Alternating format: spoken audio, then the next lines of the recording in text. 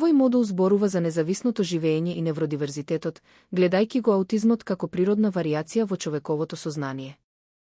Тој препознава дека иако многу лица со аутизам кои посакуваат независност, нивото на независност варира за секоја личност врз основа на нивните уникатни силни страни, предизвици и потреби за поддршка.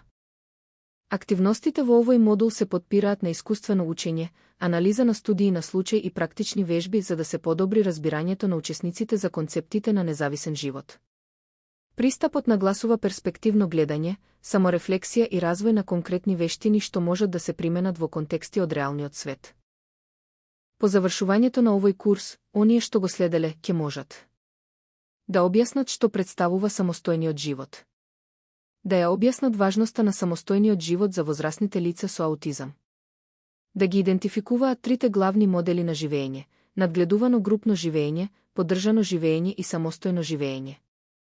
Да ги идентификуваат вообичаените предизвици и бариери поврзани со самостојниот живот.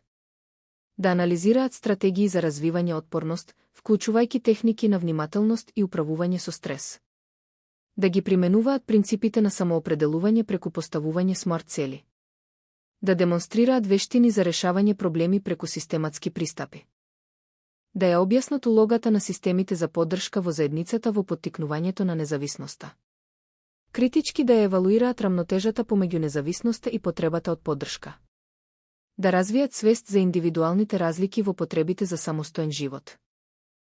Самостојното живење кај лицата со аутизам опфаќа автономија. Според Центарот за контрола на болести и превенција, околу 500.000 тинејџери со аутизам ќе излезат од образовниот систем во следната деценија. Овој модул ги обработува предизвиците, стратегиите засновани на докази и улогата на заедницата во поттикнување на независноста и благосостојбата.